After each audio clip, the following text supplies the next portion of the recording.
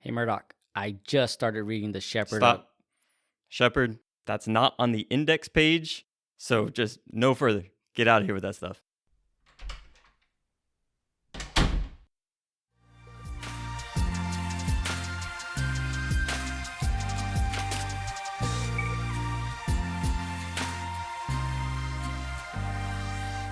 Welcome to Your Church Friends podcast. I'm Chris, I'm Rhoda.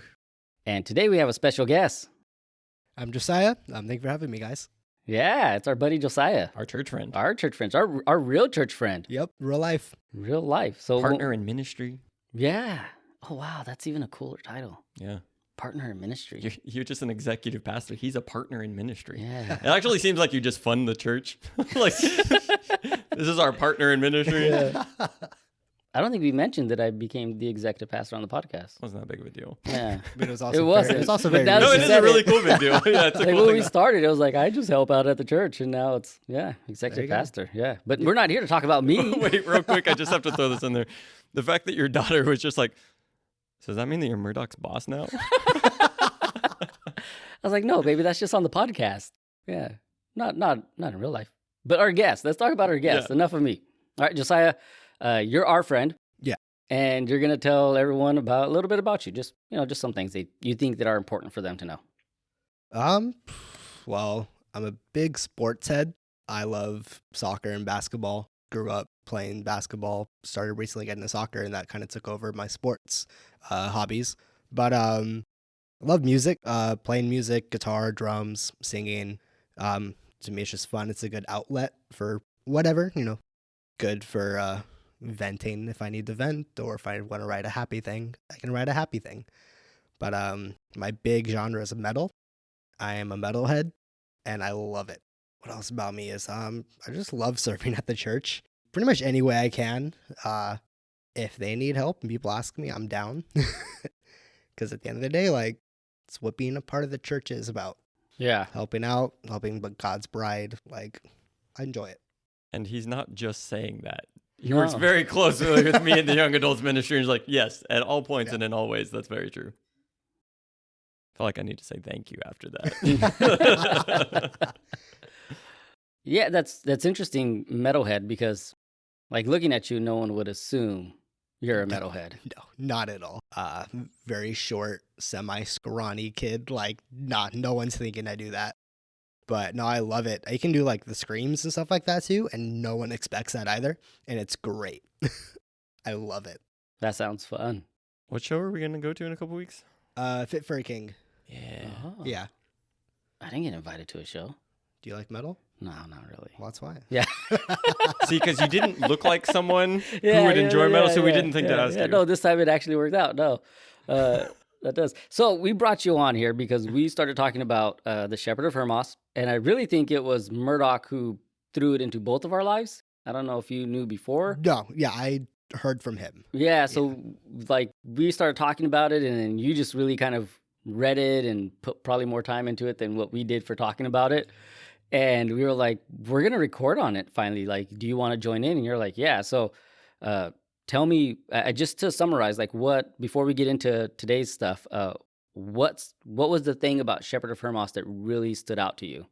I would have to say that it's just so different Mhm. than growing up in like the 21st century American church culture.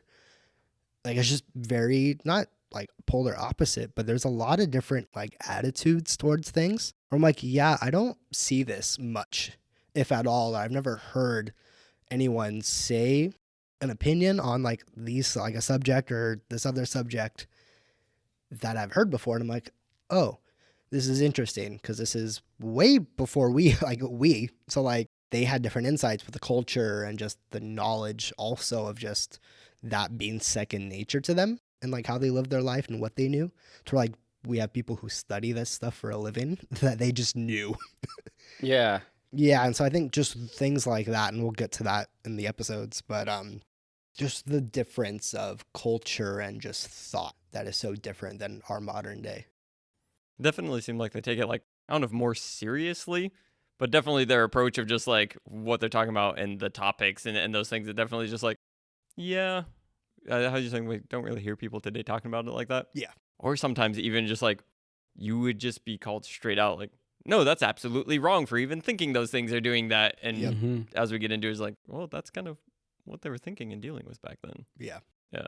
Yeah, It's a different world for sure. Mhm. I even when we talked about it last week, just how popular this book was before like the 4th century to how it just kind of lost its popularity, really is what interested me the most about it. It just, even when I talked to Justine about it, she was just like, why was it so popular? And I'm like, I don't know. That's also weird because Yeah. it is a really weird book that was just like, why? Yeah.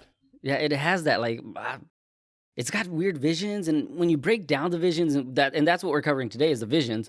But when you break them down a little bit, yeah, I could see where they're driving at. Mhm. Same thing with the commandments and the parables. But at the end of the day, I'm still like, some of it I'm like scratching my head of like, why?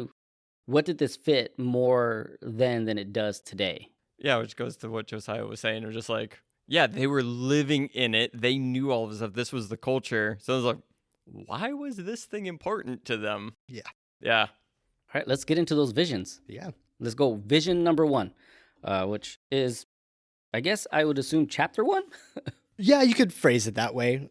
I would think it in that manner of like each vision's a chapter and the other things too as like chapters. For anyone wanting to find it, earlychristianwritings.com has translations of it if you're trying to follow along with us and you want to read. Yeah. All right, go for it. All right, so vision 1, just starting off, Hermas, the kind of the main character, I guess you could say, in this.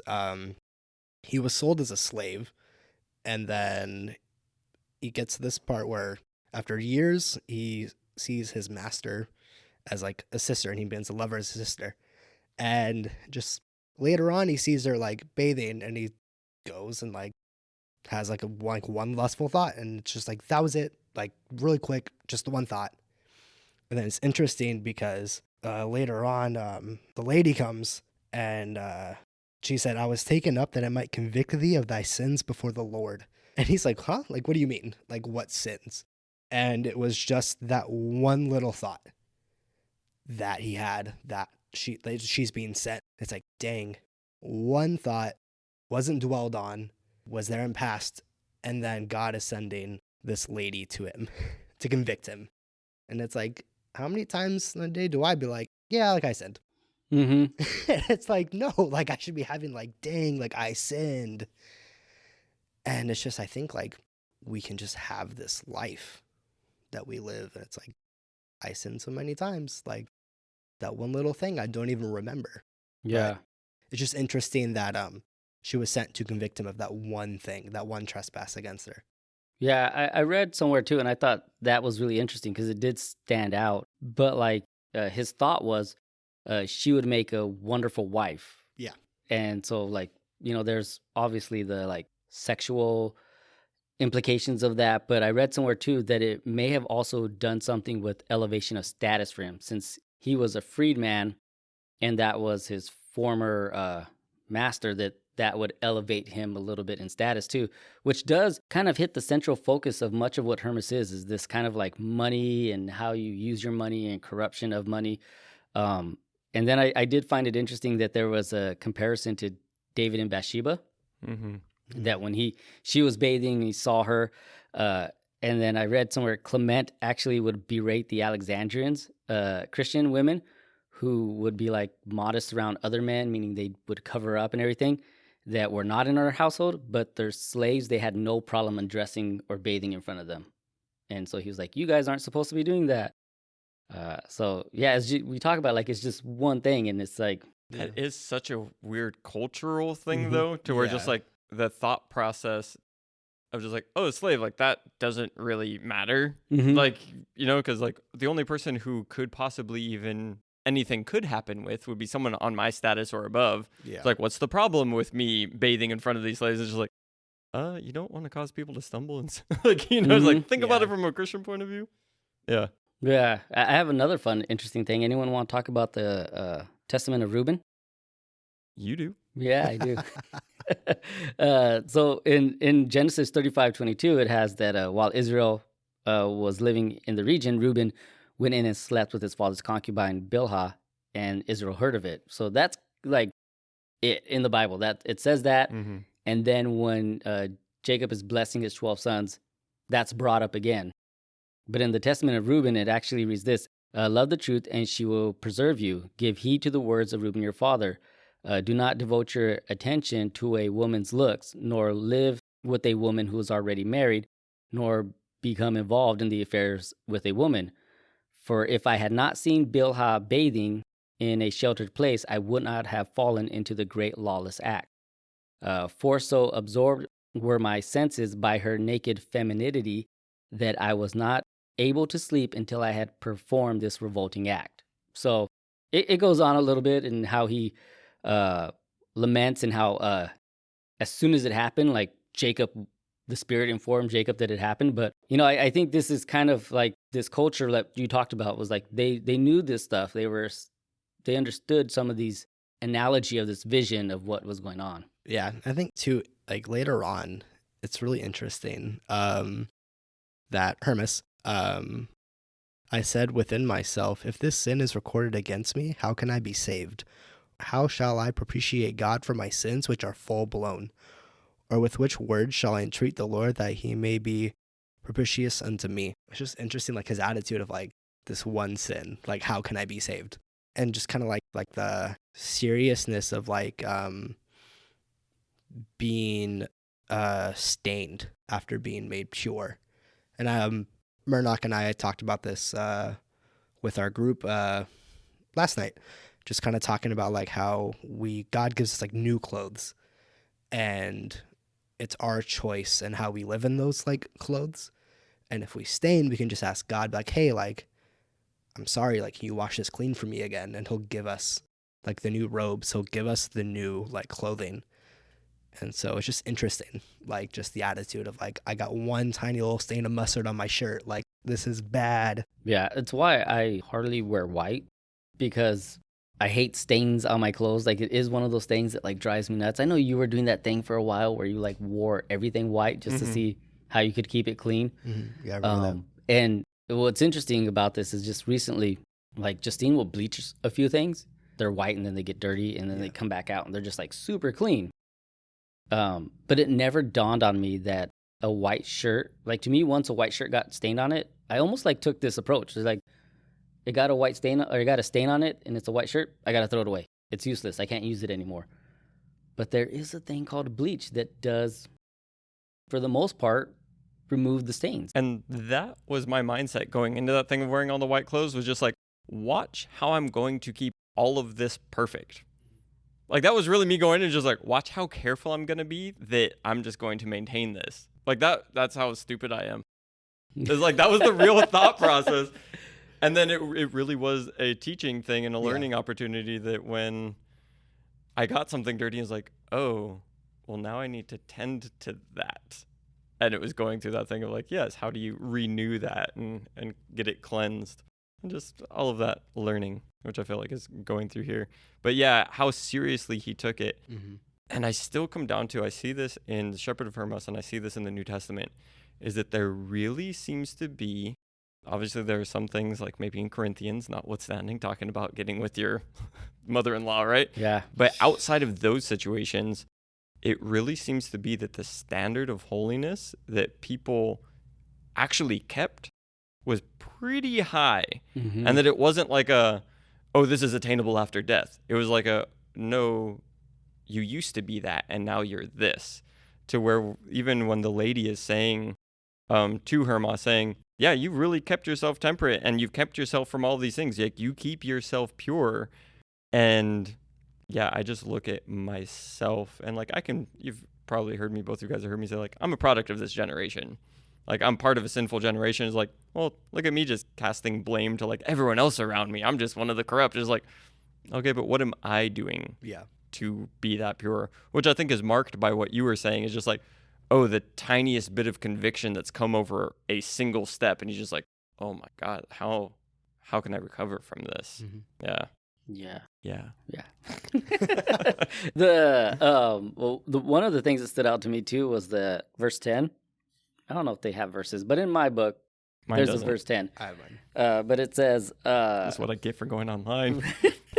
Trying to get the free version. I don't even get verse numbers. Got to pay extra. You got to pay the $5.99 for the verses. But it said, "For the thoughts of the righteous man should be righteous. For by thinking righteously, his character is established in the heavens, and he has the Lord merciful to him in every business. But those who entertain wicked thoughts in their mind are bringing on themselves death and captivity." What I really start to notice, and as we go deeper in these visions, is what they're really getting at isn't so much on what Hermas was doing, but it was so much more on what he was thinking. Like it was more the thoughts that led Sermon to on the Mount type. Yeah, very much like that. So even like when it said desire or lust, we usually go with sexual desires, and like I said earlier, it also could mean greed. So like he was lusting after more, and it wasn't necessarily turning into actions, but it was just thoughts, ruminating. And that's why the lady comes in and she's like, "What you think, it has to be upright." And like you were saying, Murdoch, that just back then they were just so much more intent on that. What are our thoughts on? What are we thinking about? How can we keep them in that area? You see back in those days, too, just the strength of mind that seemed to have permeated the culture. You had the Stoics, the Stoic philosophers, Marcus Aurelius and all them. And just like, man, you read those writings.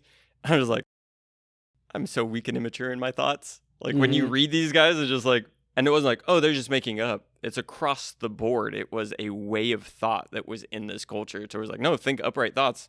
And the whole thing, like, take every thought captive. Is like, yeah, I really think that they got that in a different way than us. Like they were very trained in their mind. Yeah. Got anything else for us, our Hermas expert?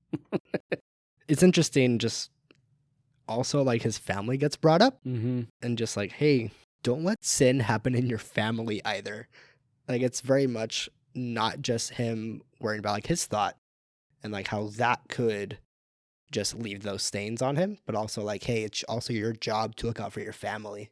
And I think we can individualize our Christian walk so much to where it's like, yeah, I'm just looking out for like my sin. Like I've just me and myself to worry about. Like I can't look after my brother or my sister, where it's like, no, like if you see your brother or sister stumble, like help them up. And like they should be doing the same for you. And I think it could just be like our American mindset. It's very individualistic. Just because like I know like for me just walking around like, and I can do it, but like who says hi to people anymore? It's I'm minding my own business. I don't look at you. In fact, I'm going to look away from you and you're going to do the same. And it's like, wow, just that little thing can also creep into how I relate to my brothers and sisters in Christ. To where I'm like, oh, like they'll work that out on their own if I hear anything or see anything. And it's like, no, I should be going to say something. And just like extending that from his like actual family to like our family in Christ. So there was the vision of Rhoda, Rhoda, yeah. and then now this is part of the vision of the woman. So the woman now has appeared. So it's no longer Rhoda, it's the woman, the old woman who's sitting there, and then eventually kind of leads the way for the next few visions. It's her. And I read that in Roman law, the head of the family was responsible and prosecutable for the actions, finances, legal obligations of their kids until death, or when a son was emancipated, which means basically to take similar responsibilities for themselves in the next generation. So the blame then given to Hermas for his family's sin, it's following the Roman legal customs. It's always interesting when you look at what Roman law was to where like the elevation God puts on it. Kind of like you were saying, like, yeah, your family is doing all these things that's wrong. And I think it even gets into it a little bit more in the later visions of what his children were doing and what his wife was doing. But it's you're responsible for them. Why aren't you warning them? Why aren't you saying anything? You're kind of letting it go on. And then it's like bigger than to like, well, then who is your family? Who is your brother? Who is your sister? Who is your wife type situation? Yeah. I see this juxtaposed against Job. So when you're reading here in Shepherd of Hermas, saying God is not angry with you on account of this, talking about what we were talking about earlier, but that you may convert your house, which have committed iniquity against the Lord and against you, their parents. And although you love your sons, you did not warn your house, but permitted them to be terribly corrupted. On account of this, the Lord is angry with you, right? So it's just like, Yeah, he was dealing with that lust issue and the different things. They were talking through that, but like, here's God's real issue with what's going on. Is like, look within your house. Kind of, Josiah, what you're saying is like, you have a responsibility here on what's going on. And just when I said that, it kind of reminds me of Job, because Job, he would wake up early and offer up sacrifices to the Lord and pray in case his children had ever committed anything, right? And you just see these two fathers and kind of what gets played out there. And then there's also who is the priest that let his sons run wild? Eli. Yeah. Hophnius and Phineas. I think those are the names. Yeah. The sons? Yeah. I could be and wrong. he just let Someone them look it up. go wild too. First Samuel. And, God was like, yo, what are you doing here? So just where you see what responsibility looks like and then how God treats it when you don't take up that responsibility. Yeah. And kind of the thought process, and this is like a little bit of tangent, but just you're choosing to acknowledge responsibility or not doesn't mean that it doesn't exist for you. Yeah. You know, if I'm not responsible for that. It's just like, just because you say that doesn't mean that that's not true. Like as a father, as somebody part of the family, even to expand to the spiritual family, like you're talking about, it's like there is the responsibility there. You can ignore it, but you're just ignoring a reality. Yeah, it's an interesting progression too, because we start off with Hermas kind of like, oh, my sin, and look at my sin, and woe is me for my sin. And then it's like widened and it's made bigger to like, no, but then there's your family's sinful state. Like you're kind of one-sided on what's going on with you. And in doing that, you haven't looked at what's happening around you. Hi, I'm Luster of Luster's Prosthetics, the leading retailer of high-quality prosthetics. It's real talk time. Temptation is everywhere nowadays. We see something or someone and it looks good and pleasing to the eye, and we're drawn to it with desire. At Luster's, we understand this problem. In fact, Luster's understands lust. That's why our in-house team of researchers, scientists, and doctors have been working tirelessly to provide you with a solution. Introducing the Watcher. The Watcher is a cutting-edge prosthetic eye that blurs out anything you find tempting. So how does it work? It's simple. By connecting the Watcher to your brainwaves, it detects what pleases your eye. Once triggered, the Watcher immediately blurs out whatever you're lusting after, completely removing it from your vision. Say goodbye to lust once and for all with the Watcher. Don't forget to visit our new location on Fairfax, adjacent to the Beef Gristle Mill. Remember, if there wasn't any lust, there wouldn't be Luster's Prosthetics. Luster's, pioneering prosthetics since 1972. We were talking about this last night in our young adults group, but just when you're looking at following Jesus, like how concerned was Jesus with like his own self? He wasn't. He was concerned with others around him and how, and just our process of following after Jesus is to get to that point of like, yes, our sin, and you're learning to walk in the Spirit, to walk without the sin and to walk righteously. But then the natural progression of that should be like, okay, well, stop focusing on you and how righteous you are. And that's the main focus. Then you turn to others. How you're talking about that progression that's there. One thing I did want to bring back up too was the woman, because I kind of just mentioned it, but I did want to bring up who's like just a quick summation of what role she plays. So she eventually gets identified as the church. She's the principal revealer of the visions. She encourages Hermas, sometimes yells at Hermas, sometimes loses her patience with Hermas. She tells Hermas over and over to communicate these revelations to others. She eventually is transformed from old to young. And then I think in this vision, she appears in the white chair, which is usually understood as a throne or seat of teaching, authority, judgment, or even like the Roman magistrate's seat. And then there's this, the chair is described as snow and wool. And those are two traditional images that you can see them in Psalms, Daniel, and Revelation. So, and then she has a book which contains a lot of the revelation. So I just want to throw that out before we move on forward. So that way no one else has to wonder, like, who is this woman? Freebie, when somebody's seated, it's a position of authority and of teaching. What you said, I was just like pulling it out, just like anytime when you're reading the scripture, someone's sitting down, Jesus sitting down at the right hand, is like he's sitting down in authority. When you see that chair and somebody sitting is like, yeah, authority and teaching tends to be. Yeah. And then there's angels. but they're described as young men. And that's like Mark 16 says the same thing. As they entered the tomb, they saw a young man dressed in white. So it's just young men. I also found it interesting that it ends with the woman telling Hermas, behave like a man. Like almost a challenge. Like what a cultural gut shot, even for today. Yeah. Oh, yeah. Isn't there a scripture that says that? Be men? I believe so, yeah. I don't remember the exact passage, but I'm going to type real quick. Yeah, 1 Corinthians 16, 13 through 14. Be careful, stand firm in the faith, act like men, be strong. Let all that you do be done in love. There you go. Biblical tie-ins. Biblical tie-ins. Be a man. It's biblical. All right, let's jump into Vision 2. all right. So Vision 2, it's roughly a year later. He's just Hermas. He's just kind of like ruminating on like just remembering what the lady was talking to him about, and he goes to the place where he was last year, and he prays, and he says exactly. I fell upon my knees and began to pray to the Lord and to glorify his name, for that he counted me worthy, made known unto me my former sins. And so it's just a very humble position. But then as he stands up, when he's done, he sees the lady again. And she has a book, and she's like, hey, I want you to go tell these to the elect of God. And he's like, I won't remember this. Can you please write it down for me or give me the book? And which I just think is funny, just Pretty real. Acknowledging the limits of humans. But she gives him the book that he can copy it, and then she's like, return it to me when you're done. And he just stays in the country and just copies it. So when he's done copying it, he writes down just talking about, like we brought up earlier, just the sins of his family. And just it gets into like the more specifics of that his children have sinned against God, has blasphemed the Lord, and like betrayed their parents, and just goes into like description of like what these sins were.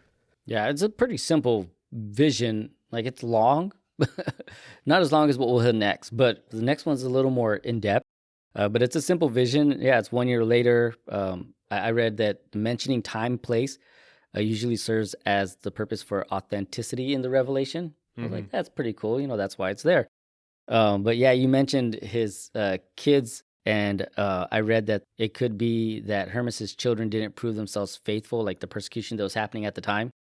That it could be that his children didn't prove faithful under the trial because of their material interest, like the things that they were more interested in. That's why they would deny God. And then Hermas is told that his new relationship with his wife would be sister.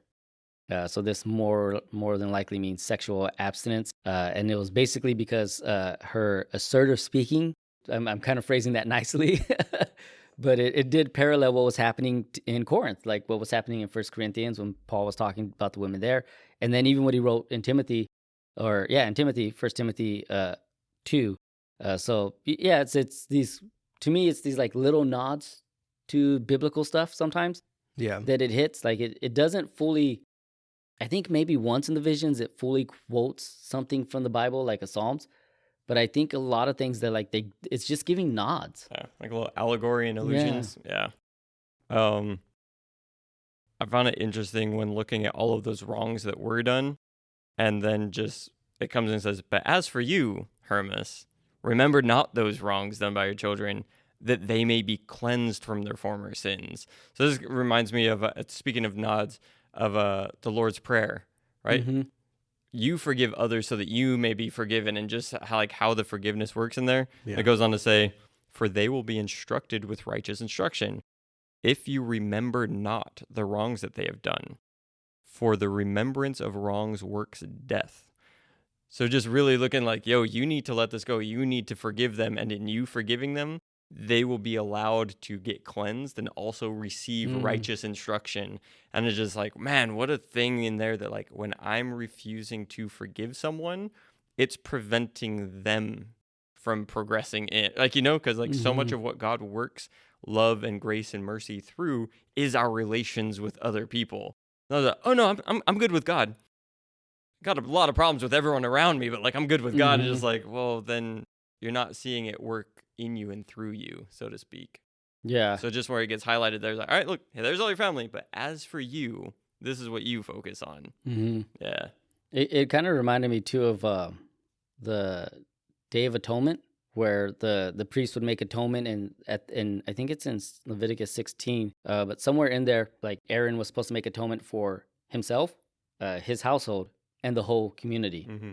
So it was like this threefold kind of forgiveness happening, like you were saying, that it's forgiveness. You have to forgive, and how that really does help out a community grow and bond together.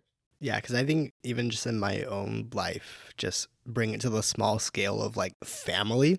And it's just me, my brother, and my parents. But like, I've had times where I've like held unforgiveness to my parents, and just how that shaped the dynamic during those moments.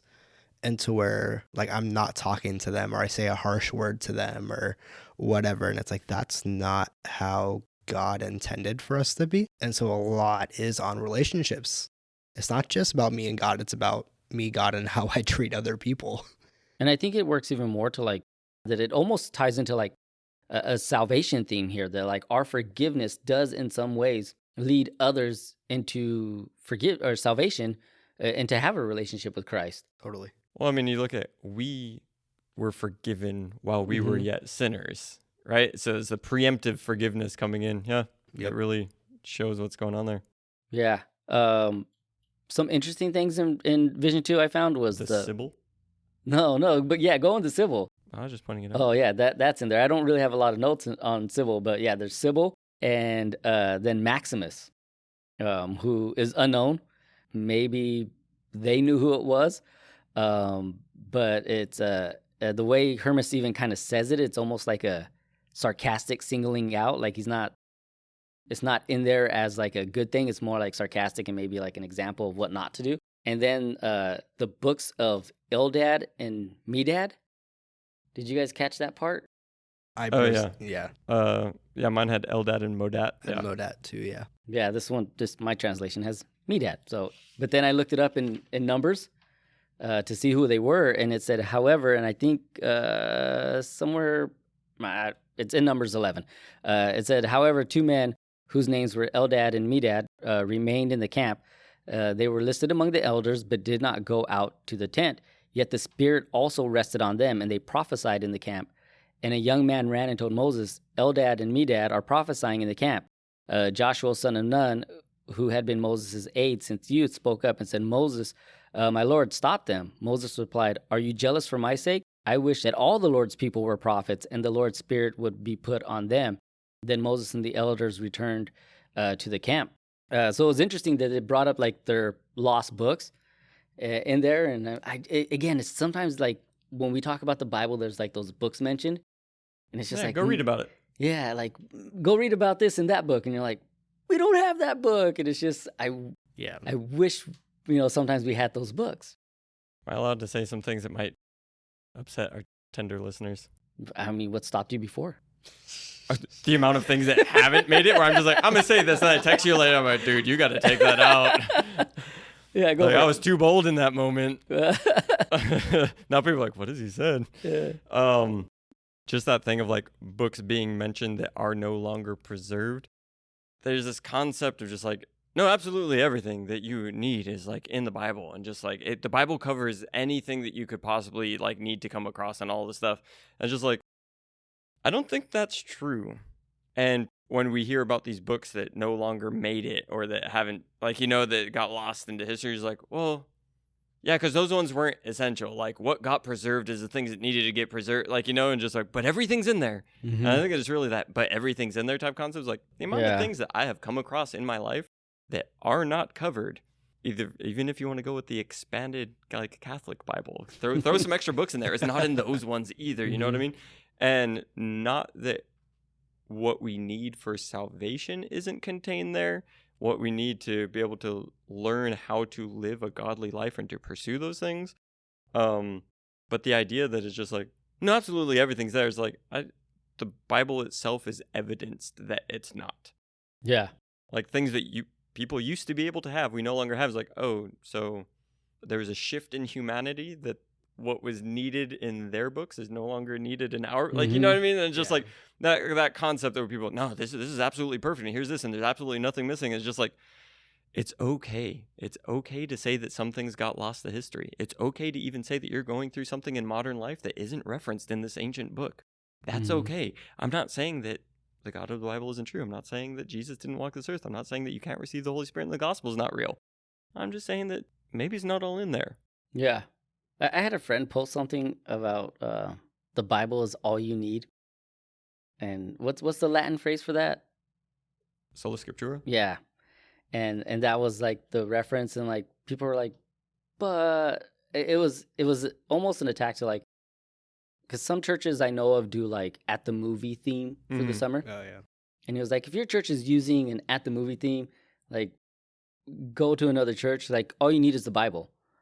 And then people were kind of like going at it saying like, but Jesus spoke in parables. And like we've covered that Paul has used many Greek philosophers in what he wrote. The Old Testament is just riddled with them taking from the other context and cultures. I'm like, hey, look at how we're going to actually tell you about real stuff with this. So it's an interesting concept to me, which is why, like, I mean, we didn't even know about the Didache, which is a fantastic writing. Yep. Until someone found it. And then it was like 100 years later, it didn't even really become anything, or 10, was it 10? 100 or 10? It was a minute. Yeah, but it was like before it even became like, oh, now it's written in clarity. But it was there. It was just lost in between two pages or something. So it just always makes me wonder of like what else is there. And not to say that it's a necessity for the Bible, but a lot of these like things fill in the gaps. Like even what I read in the Testament of Reuben, we just had a blip of in Genesis account. This is that. And then in the Testament of Reuben, you get this whole list of like, no, I messed up and here's what happened. And I think that what it comes to, and sorry, I threw it all on this tangent, but is needing to come up with a systematic thing that answers everything. And I think that that's a more modern approach to reading scripture because of when scripture started to get challenged on like, oh, are they actually true? Are they historical? And what about like textual criticism and all those things? When those started moving, it's like, well, we need to make sure this is solid and like it's unquestionable. Like it's okay to not know things, guys. It's okay for there to be mystery. It's like, it's okay for things to like loose ends to be there, and that's part of the life that we have. Like, you know, and I just feel like no, it's all in there. It's all just like those same people are probably holding very strongly to like their system answers absolutely everything. And then God steps in. He's like, where were you when I did this stuff? Throwback to Job. Yeah. That said, Sibyls, they were, in general, were prophetic women believed to have the power of divination. So this was really big in like Greco-Roman mythology, and they're associated with lots of different places, but there was the Cumaean Sibyl specifically, and that was near like Naples, Italy. And the most famous account of that Sibyl was in Virgil's, I can't say this word, Aeneid. It's one of those Aeneid. It's one of those ancient, Virgil, he's the ancient writer. But she guides the hero through the underworld. And then there's a collection of Sibylline books which were purchased from that Cumaean Sibyl by the last king of Rome, and those were used for centuries to guide Roman policies during times of crisis. So when Hermas is like, oh, the Sibyl? He's like, because you're one of these women that has divination that's giving me these visions and guiding me through things. He's like, nah, I'm the church. Yeah. Gotcha. I honestly thought when you went Sybil, the movie. Never seen it. Yeah. No, never. Josiah's the worst one. I'm the last one to know about movies, except the obscure ones that I've seen. Yeah, let's just move on then. Vision 3. Vision 3, the fun one. Yes. So I think that's a good spot to split this episode. So we'll split this episode and save the rest of the conversation for the next episode. So I'm Chris. I'm Rhoda. And I'm Josiah. We are your church friends. Thanks for listening.